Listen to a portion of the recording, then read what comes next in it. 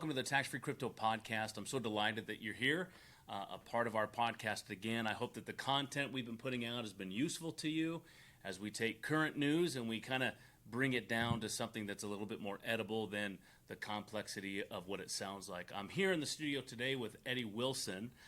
He's been a friend of mine, but also somebody that I kind of give to as a mentor to me, full of lots of insights. And Eddie, I wanted to bring you in on the show today because I was recently at a class where you were teaching in New York City, and you were talking about investments, something you're pretty good at, and a lot of people like to follow your advice. But you gave some pretty cool insights when it comes to investments and when it comes to diversification.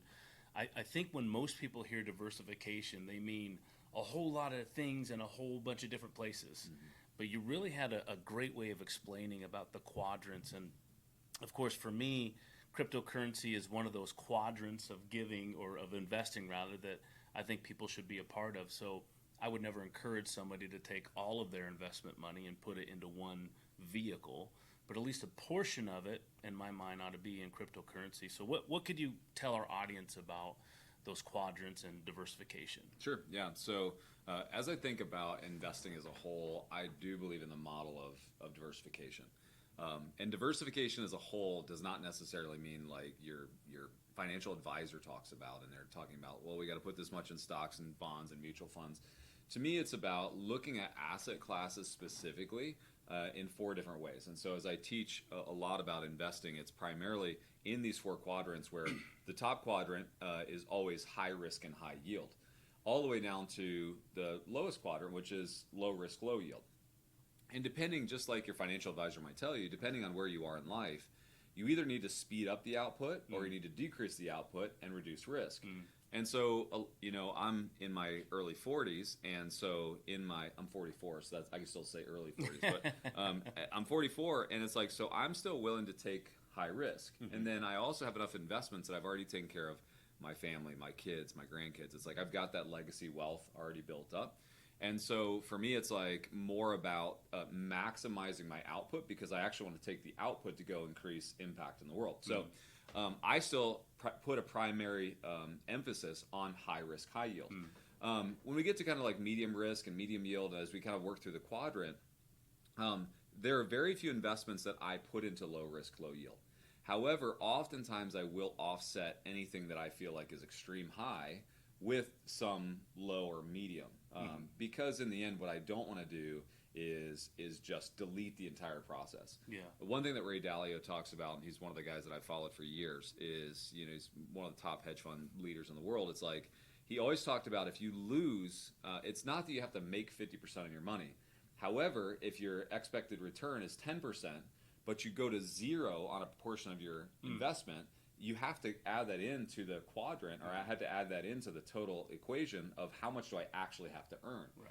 And so what I'm constantly doing is spreading risk. Now, the one thing that I do look at from a crypto standpoint is that while a lot of investments I'm making, whether it's I have a coffee company, right? And so a retail coffee investment is almost always going to be high risk and high yield. Yeah. I'm building that company to potentially exit in 4 to 5 years, so it's got the chance for high yield. Right. However, when I look at that, when you put a retail, think about COVID, right? Like you have a coffee company and COVID happens again, they shut down the country, like it becomes very, very high risk. Oh, yeah. But that's because most of what you're doing in high risk is speculative sales, right? So as I look at crypto, I actually think crypto spans the entire gamut of the four quadrants, right? You could technically be diversified in crypto. Mm-hmm. Crypto's had a long enough track record that there are areas of crypto that have little to no volatility. Right. Like there is a basis for some, and there's enough trading platform, enough trading volume, enough tenure on the actual coin itself. You can look at it over time, and there's very little risk, right? Then there's super high risk, new coins being launched and things like that, new things coming to the market, new products being put out. And there are things that are extreme high risk. And so I think in all four quadrants, you can put crypto. Mm-hmm. And I think that really what you're looking at is those speculative ones, or the ones that are high risk, high yield, the ones that you're hoping will take off. But your Bitcoins, your Ethereums, your those baseline coins that have been around forever, I put those more in a medium risk and medium yield. You're not going to have huge fluctuation. I think gone are the days, my opinion, gone are the days where Bitcoin jumps 3 or 4 or 10 times its value. You know, back 6-7 years ago, you know, I felt like it did have that huge opportunity. And there's still some pundits out there that'll tell you, oh, it's still going to go to 100,000. It's like, I don't know that there's still a day in the future that that thing jumps $20,000 in a 4-month time period like it has in the past. Yeah, that's always speculative. You're always going to find out one thing from the other. But there are indicators, since you bring up Bitcoin, like the spot Bitcoin ETF, right, that all these companies have put in for. ARK was not told no. They were just told not yet. And then Greystone, just very recently, as of the recording of this podcast, they just won. Right. Because technically they were the first to put in. And then whether they get their other futures ETFs approved. And again, a futures ETF has been on Bitcoin since, October of 21. Right. So this is just going to be the first opportunity where the ETF will actually own the asset, right? So with that being said, and the fact there's only ever going to be 21 million Bitcoin ever, then the next halving that happens April or May of next year, the idea or the speculation is it's scarcity, and then with the institutional money kind of coming in, I would just want to encourage, as you talk about your quadrants, that our listeners really, if they have a tax-free vehicle with which they could make that investment within the quadrant, because let's face it, Bitcoin's a commodity. Right. Even the CTFC says that, and the SEC as well. So you are correct. There are certain meme coins out there that have their poker money, if you will, right? Money you're willing to sort of gamble it on, which, by the way, is a strategy. Right? Then you have your Ethereums, which, former President Trump, it came out from him recently that he owns $250,000 worth, and the CEO of OnlyFans just bought a whole bunch of that up. And then the layer 2 technology, this is what's amazing about it. So, for those of you who are truly considering where to put your assets at, these things have utility. Solana Pay, we talked about in a recent podcast where, hey, that has an actual utility. I mean, think about it, Eddie. If Amazon, who did $544 billion, I think, last year, you imagine that what they paid to Visa and MasterCard had to be in the $7 billion plus dollars. But with Solana Pay, it's the 0.002. No matter if you spend $10 or $100 or $1,000, right? Rate, Same rate. And I'm a huge fan of Solana Pay. I have been following Solana for a while now, and I think even before we got on the show, I said this is one of my sleepers. I think this is it. And I think that whether or not you're going into any asset class, there's another piece that's missing, right? And so, with any asset class as you invest, it doesn't really matter how diversified you are. You also have to understand the exit strategy, right? And so, for an investment, I get into multifamily. I have around 4,000 doors, right? Like I'm heavy invested in multifamily. But I'm not invested in multifamily because it has the greatest yield. Typically, it's medium yield and medium risk, right? The reason I get into multifamily is because I create a ton of active income that I have to offset with depreciating assets.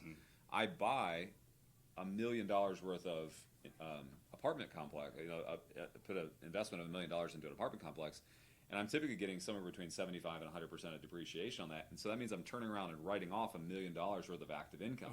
So I'm looking at that as an arbitrage. So one great thing about the platform tax-free crypto is the predetermined exit doesn't hurt you on your aggregated yield. Right? So like a lot of real estate investors out there, they're like, oh, this asset made me 40%. And it's like, oh, and then I got a capital gains tax on it, and I paid 39.6%. It's like, what is your actual net yield, right? Like, and that's what people have to figure out. Is like, it's not just about what it yields in the upturn. It also you have to understand what it yields to you in the exit. And that's what I do love about the platform is that you don't have to worry about that exit, because it's inside of a tax-free account, right? So you can play for these big upswings in the market. It'd be great if Bitcoin doubled or something crazy like that. It's like, but what is even greater is your exit path in a tax-free account allows you to earn the full capability of that appreciation or that win. Yeah, absolutely. I think a tax-free vehicle, one thing I really like to tout or teach people about is, when it comes to your self-directed investments, which are important, it's a strategy. I think a lot of people look at their investments as an either or, Right. don't they? Like I either do this or I do that. They don't look at things as like a both and. Right. Like, Yeah. why not have a path like me when I bought XRP? Well, it wasn't on any exchange. Sure. So I had to go to Coinbase, buy Tether, then go to KuCoin and buy with Tether the XRP. Then when Ripple won their case, Right. the exchanges had it, but I already put it on my ledger. Right. That's a strategy. Right. It's not the only way. Sure. So one of the ways with which you should have a strategy is a tax-free vehicle, right? And so I think that's the importance of sort of those quadrants. Like you can have one of my friends, matter of fact, I work close with him. His name's Ricky. He finally, just texted me over the weekend like, Eric, I finally have one full Bitcoin.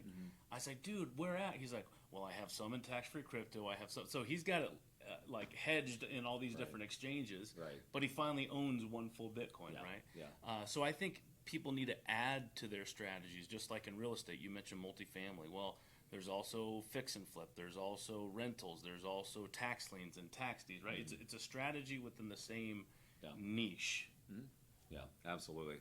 And it's important, right? And I look at the tax-free world, and really, Andrew Cordell is the one who turned me on to the tax-free world. Like I was so heavily invested in all these other vehicles, but was massively paying tax, and a lot of my companies that I exited paid huge tax on. And in this tax-free world, it's like what I find is the more I've gotten involved in it, the more I have these remnant dollars, and so these remnant dollars are, I may have $100,000 or $250,000 in a self-directed account that I'm doing a real estate deal in. But the real estate deal doesn't cost me $250. The real estate deal costs me $226,380. It's like there's a very specific amount. All of a sudden, I got $6,000 sitting there. What do I do with $6,000? Right. So then, what most people are doing inside of these self-directed areas, they're just letting it sit. Right? There's no reason to let it sit. Right? When you take a vehicle like tax-free crypto, I can take, like I have in my own tax-free crypto account now. I've taken that small percentage, whatever that remnant dollar is, and you just put it in there, right? Yep. Because now at least it's working somewhere. I can still exchange it back. I can remove it if I find a deal I want to get in differently. I can move that money around, but it becomes a vehicle that allows me always the potential for yield. Yeah, one of the strategies I'm working on in my personal family right now is in the self-directed world. I went to a self-directed custodian, and which is the same custodian as our tax-free crypto, which is Equity Trust. And I opened up a regular Roth IRA, rolled over from another financial institution, and then I put X amount of funds in my tax-free crypto account. But here's what's cool, Eddie, that I really like about it. Whatever gains that I had in there, I sold those gains off, kept my zero, the initial investment, and put them back in my other account. Sure. And I made deals Right. at a mastermind, one of the masterminds that you were a part of, and I was able to make some investments because I'm leveraging this and I'm ping-ponging my own money with myself. Right. And that's the thing that I like. It's almost like when the crypto market is positive, like it has been today, it went up enormously with Greystone winning their lawsuit. And I just looked at my gains today. I'm like, I think I can make another investment as soon as I put it over there. So that's what I love about the self-directed world. And that's kind of why I wanted you on here, just to talk about the quadrants, as people are worried about risk, because it is volatile in this market. Sure. But before we close, if you could just kind of give a piece of advice to our listeners, whether it's about making investments or entrepreneurship or just something you want to leave with them. Sure. I was on a call with you last night, and you were talking about some pretty good things that your father had said, and I don't want to get into that too much, but whatever you feel like to share. And then if you want to let people know where they can find you, how they can contact you, Sure. if that's something you're available to do. Yeah, I was talking last night about how obsessed I am with this concept, and I've taken it so much from Malcolm Gladwell and his book Tipping Point, is that most people want to find success without putting in the time. And so for me, what I've been asked oftentimes when I get on a podcast or whatever, it's like, how have you had this much success, in this part of your life? And the answer is that I believe in this model. You put 10,000 hours in. If you want to be successful, you want to be a professional, you put 10,000 hours in. Like, for an average working person, that's 7 years worth of hard work, right? That's 40 hours a week, 7 years, you get your 10,000 hours in. The reality of it is when I was in my 20s, I decided that there was very little that mattered outside of success And so whatever I was going after, I'd find a way to put my 10,000 hours in. So I wouldn't sit there and watch Netflix for 4 or 5 hours in the evening. I would read, I'd study, I'd practice, and so I've spent so much of my life putting 10,000 hours into things. Investing is one of those things. When I sit down and I underwrite a deal, the reason I underwrite deals well is because I put 10,000 hours in. And I think that that's really, really important, is that you either have to be willing to put the time in to become a professional, or you have to be willing to let somebody else be the professional for you and put your trust in them. And for me, it's like that's where I'm at. There are things that I've put my 10,000 hours in, and it's made a massive success for me in my life. And there are other areas that I'm not going to put 10,000 hours in. So I better find somebody who has, so I can place trust in them and their process. And to me, for everybody out there striving for success, that's where success is. There's no shortcuts. There's no quick corners. Young people come into my office all the time and ask, it's like some of the younger staff members, how do I get to this place? Or where do I get to here? How do I get advancement? I had an intern that was just with us for the summer, and my answer to him was, put 10,000 hours in. Like, you're here. This is the first step in the journey, right? Like, there is no quick shortcut to success. However, if you'll maximize your time, you can get there twice as fast as anyone else, right? Like, I came from a family who invested, hard workers, all of that. But you ask my dad, and he'll tell you, Eddie put the time in. He didn't give me anything. He gave me zero, right? But I was willing to put the time in. Right. And so what my dad was able to amass in 60 or 70 years, I did it in 30. It's like, because you shortcut, it's not a shortcut to success, it's a shortcut by putting the time in. And so it's such a huge part of who I am. It's who my family is, and it's who I want the people that surround me to be. Yeah. Boy, I love that. I was talking with Tim Story. I met him at one of the Aspire Tour events that you guys host. And I had him out recently on the podcast, and this is what he's talking about.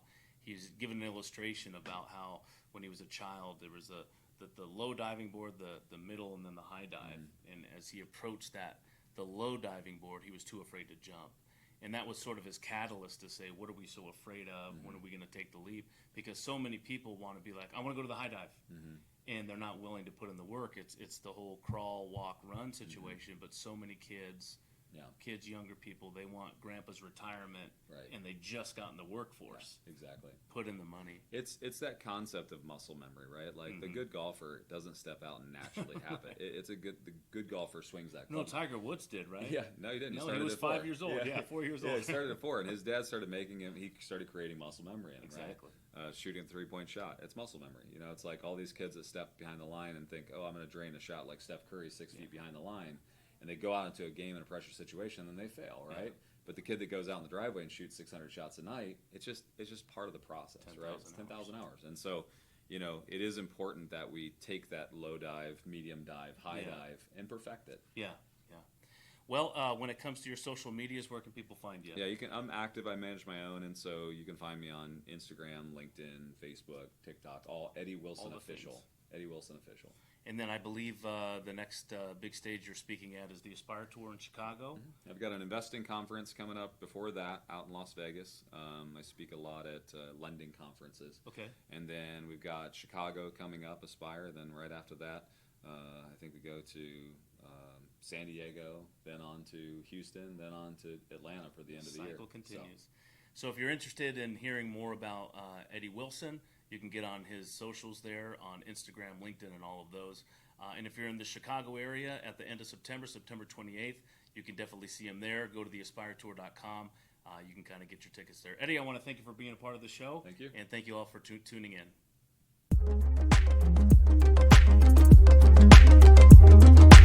Tax-free crypto.